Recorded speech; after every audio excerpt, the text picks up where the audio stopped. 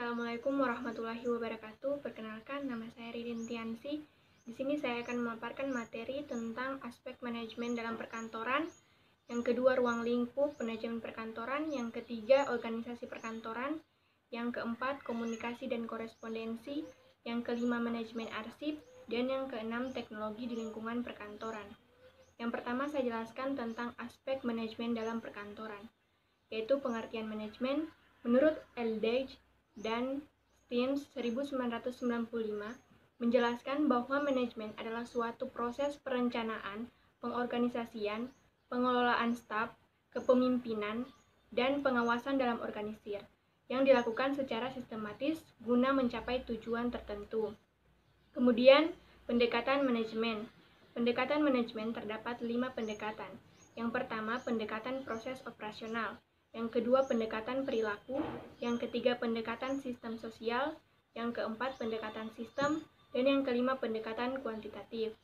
Kemudian, unsur-unsur manajemen. Yang pertama, tenaga kerja. Tenaga kerja manusia, baik tenaga kerja eksekutif maupun operatif. Kemudian yang kedua, dana. Uang yang dibutuhkan untuk mencapai tujuan yang diinginkan. Kemudian yang ketiga adalah metode. Metode atau cara-cara yang dipergunakan dalam usaha mencapai tujuan. Kemudian yang keempat, material. Material atau bahan-bahan yang dipergunakan untuk mencapai tujuan. Kemudian yang kelima, mesin. Mesin-mesin atau alat-alat yang diperlukan atau dipergunakan untuk mencapai tujuan. Kemudian yang keenam, pasar. Pasar untuk menjual hasil. Nah, kemudian tentang fungsi-fungsi manajemen menurut George R. Terry, yaitu terdapat 4 fungsi. Yang pertama, fungsi perencanaan. Yang kedua, fungsi pengorganisasian. Yang ketiga, fungsi menggerakkan. Dan yang keempat, fungsi pengendalian. Kemudian peran manajer dalam manajemen. Manajer adalah seorang yang memiliki tanggung jawab terhadap seluruh bagian dalam kegiatan organisasi. Manajer memimpin beberapa unit, fungsi pekerjaan dan memimpinnya untuk bergerak. Kemudian berikut tingkatan manajer yang umum dikenal mulai dari bawah ke atas. Yang pertama, manajemen lini pertama. Yang kedua, manajemen tingkat menengah. Dan yang ketiga, manajemen puncak. Kemudian keterampilan manajerial. Robert L. Katz pada tahun 1970 mengemukakan bahwa setiap manajer membutuhkan minimal 3 keterampilan dasar, yaitu keterampilan konseptual, yang kedua keterampilan berhubungan dengan orang lain, dan yang ketiga keterampilan teknis. Kemudian Ricky W. Griffin menambahkan 2 keterampilan, yaitu keterampilan manajemen waktu dan keterampilan membuat keputusan. Kemudian bab 2 tentang ruang lingkup manajemen perkantoran. Yang pertama, lingkup pekerjaan dalam organisasi. Pekerjaan di suatu organisasi terdapat 2 jenis, yaitu tugas pokok dan tugas penunjang.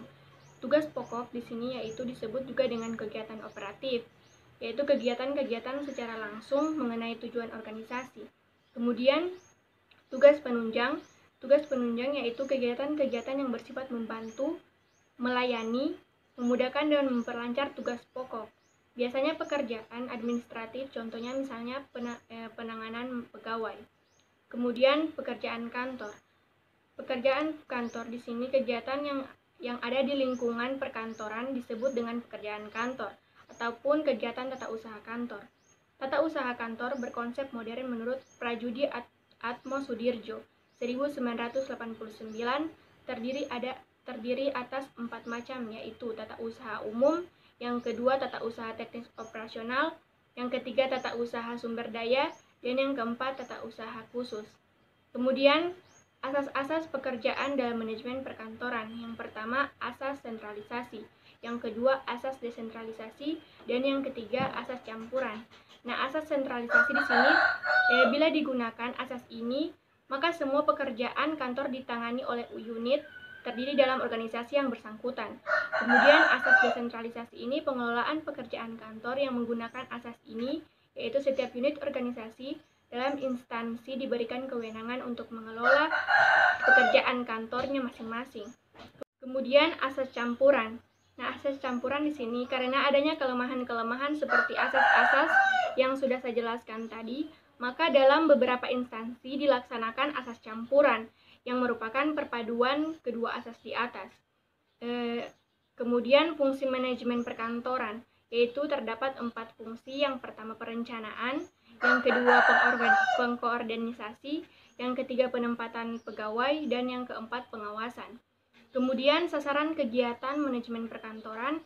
Menurut Charles Libby, beberapa sasaran manajemen perkantoran yaitu pertama ruang perkantoran, dan yang kedua komunikasi, yang ketiga kepegawaian perkantoran, yang keempat perabotan dan perlengkapan, yang kelima peralatan dan mesin, yang keenam pembekalan dan keperluan tulis, yang ketujuh metode, yang kedelapan warkat, dan yang kesembilan kontrol pimpinan pelaksana. Kemudian bab 3, organisasi perkantoran. Yang pertama, pengertian organisasi perkantoran. Yang pertama, organisasi menurut Robbins 2007 mengacu pada sistem makna bersama yang dianut oleh anggota-anggota yang membedakan organisasi itu dan organisasi lain. Dengan demikian, disimpulkan bahwa organisasi perkantoran merupakan suatu kolektivitas orang yang ada di lingkungan kantor, di mana aktivitas yang dilakukannya didesain secara sadar, terkoordinasi, serta diatur oleh para anggotanya dalam rangka mencapai tujuan tertentu. Kemudian fakta-fakta organisasi kantor yaitu ada 5 fakta. Yang pertama sumber daya manusia, yang kedua struktur, yang ketiga hubungan timbal balik, dan yang keempat tujuan individu, yang kelima tujuan bersama. Kemudian prinsip-prinsip organisasi perkantoran. Yang pertama prinsip tujuan, yang kedua prinsip kesatuan fungsi, yang ketiga prinsip hubungan individual, yang keempat prinsip kesederhanaan, yang kelima prinsip wewenang sepadaan dengan tanggung jawab, dan yang keenam prinsip kepengawasan dan kepemimpinan, dan yang kedelapan prinsip jangkauan pengawasan. Kemudian struktur organisasi. 6 elemen struktur organisasi yang menunjang keberhasilan organisasi menurut Robbins 2007 yaitu yang pertama spesialisasi pekerjaan, yang kedua rantai komando, yang ketiga rentang kendali, dan yang keempat sentralisasi dan desentralisasi, yang kelima formalisasi, dan yang keenam departementalisasi.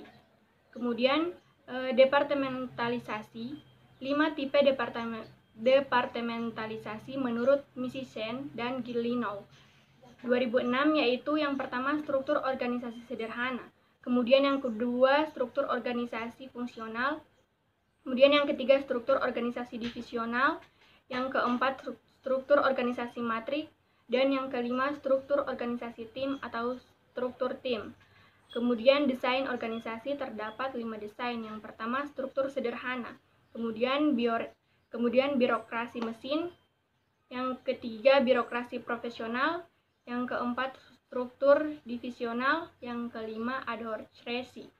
Kemudian budaya organisasi kantor.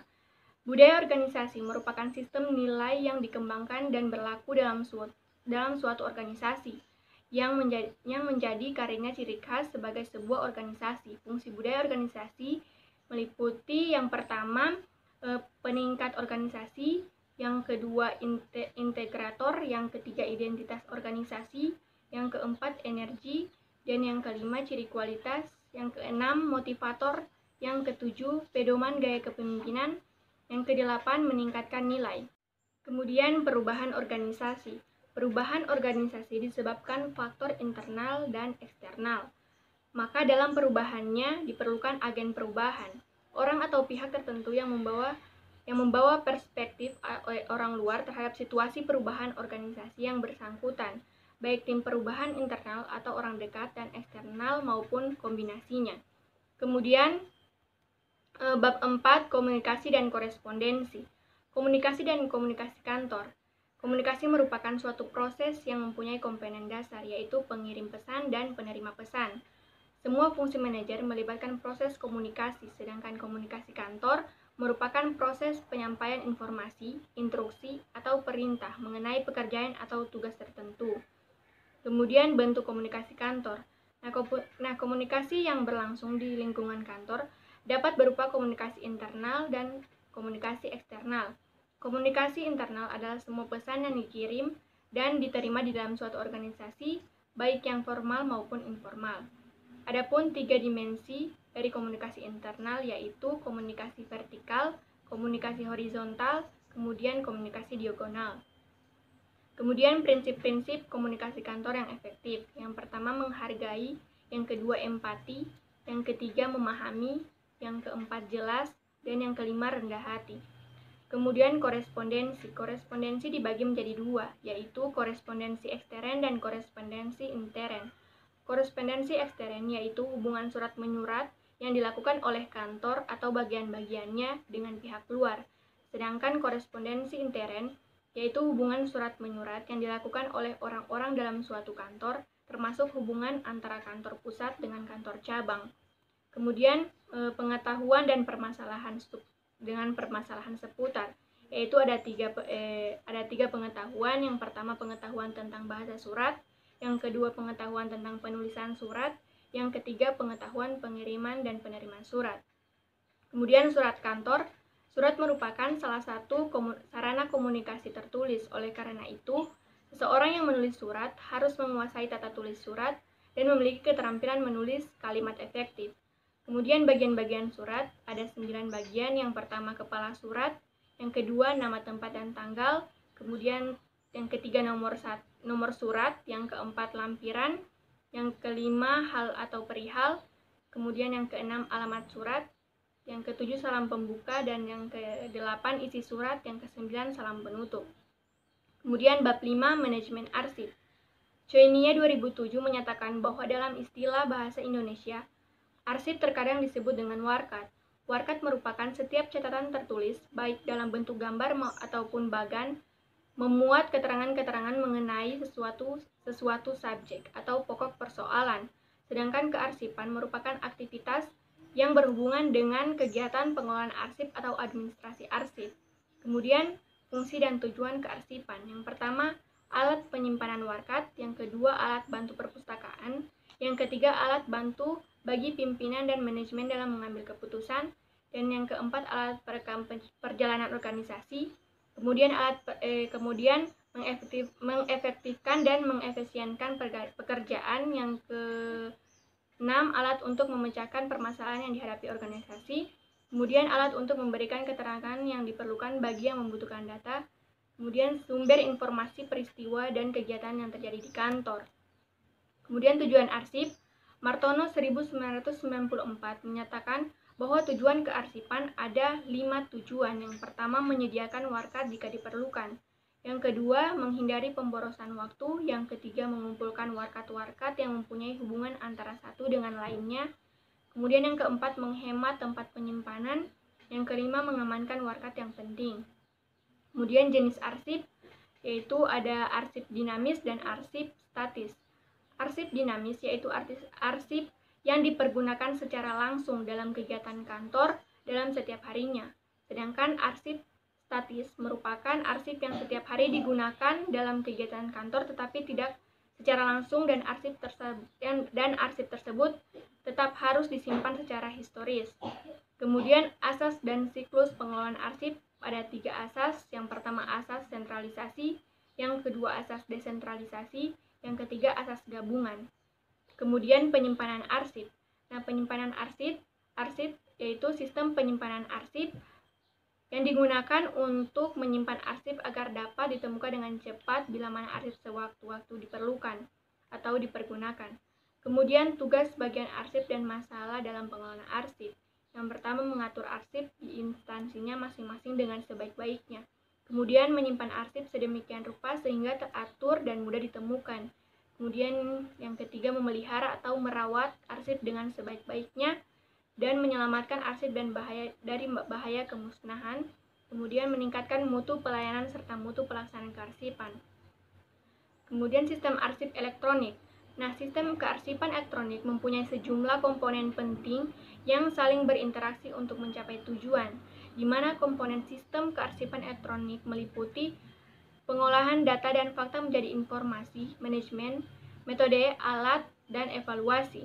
Kemudian manfaat arsip elektronik, ada 3 manfaat, yaitu kecepatan, kemudahan, dan kehematan. Kemudian bab 6, teknologi di lingkungan perkantoran. Teknologi adalah alat atau cara yang dapat membantu manusia dalam melakukan pekerjaan, sehingga pekerjaan menjadi lebih ringan, lebih cepat, lebih baik, atau lebih banyak hasilnya. Teknologi komputer. Teknologi komputer merupakan salah satu teknologi yang paling penting dan populer di lingkungan perkantoran. Teknologi informasi dan komunikasi. Menurut Kadir 2003, teknologi informasi tidak hanya terbatas pada teknologi komputer atau perangkat keras dan perangkat lunak yang digunakan untuk memproses dan menyimpan informasi, melainkan juga mencakup teknologi komunikasi untuk mengirimkan informasi. Kemudian otomatisasi kantor. Otomatisasi kantor merupakan teknologi tinggi melalui proses pelaksanaan pekerjaan meningkatkan produktivitas kerja. Kemudian kantor virtual. Kantor virtual muncul pada tahun 70-an saat mikrokomputer dan peralatan komunikasi yang murah memungkinkan seseorang bekerja di rumah. Pada saat itu istilah teleprocessing digunakan untuk menjelaskan komunikasi data. Kemudian pengaruh teknologi terhadap lingkungan perkantoran. Nah, berkat kemampuan teknologi informasi untuk menjangkau sumber-sumber informasi yang begitu luas, maka pekerjaan di lingkungan perkantoran biasanya dilakukan dengan lebih mudah diupdate.